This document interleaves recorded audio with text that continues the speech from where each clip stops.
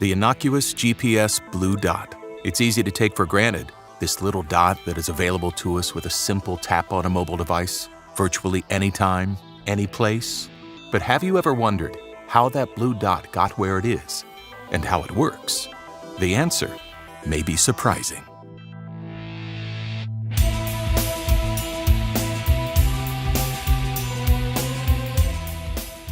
The space race began in 1957 with the Soviet launch of the first artificial satellite, Sputnik 1. This man-made moon orbited our Earth flying overhead in an elliptical flight path. Its only transmission was a constant beep. Two physicists at Johns Hopkins Applied Physics Laboratory quickly realized they could surmise the position of a satellite in orbit by analyzing the Doppler effect of its constant radio transmission.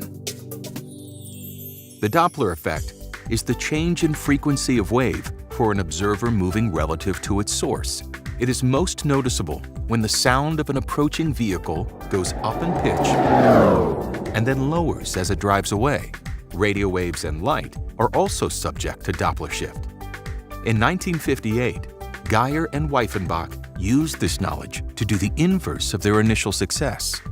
They were able to pinpoint a location on Earth if a satellite's position was known.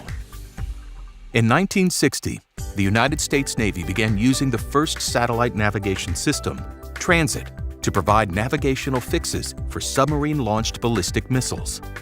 Its accuracy of 2 miles was sufficient for nuclear missiles, but lacked the precision needed for more conventional warfare.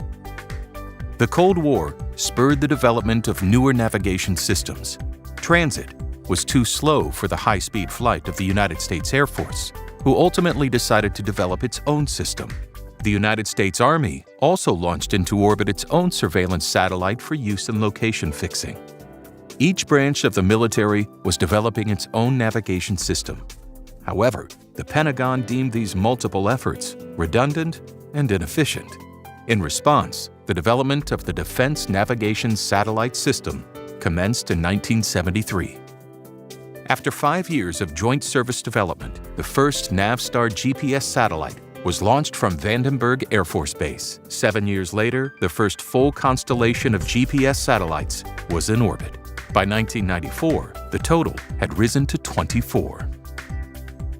Each GPS satellite carries an incredibly accurate atomic clock, solar panels used for power and battery charging, transmitters on various frequencies, and various detection sensors.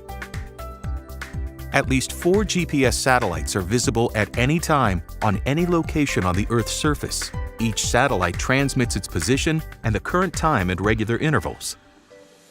Imagine standing somewhere on Earth with 3 satellites in the sky above. If the distance to satellite A is known, then your location must be somewhere on the red circle. If the same is done for satellites B and C, your location is where these 3 circles intersect.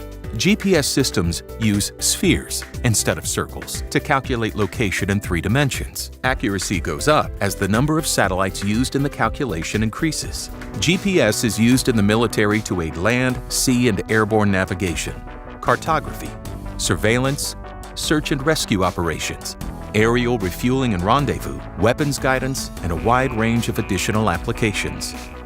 The United States Air Force is the controlling entity for the U.S. Global Positioning System. Air Force Space Command declared the system fully operational in 1995.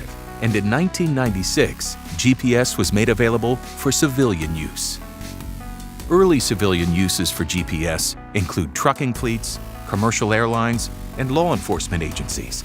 As GPS receivers shrink in size, its uses multiply. The first handheld units allowed hikers, hunters, and campers to navigate rough terrain, track animals, or mark favorite hiking destinations. GPS can be used for boating, fishing, and other water activities. Today, GPS receivers have shrunk down to one inexpensive computer chip. Besides the obvious use of navigation, onboard GPS receivers allow for geotagging of photos, checking in a location on social networks, tracking down stolen phones, and countless other uses. The blue dot, that simple location indicator, began with the launch of the first artificial satellite. Its creation was driven by the Cold War. Its development is the result of Army, Navy, and Air Force cooperation.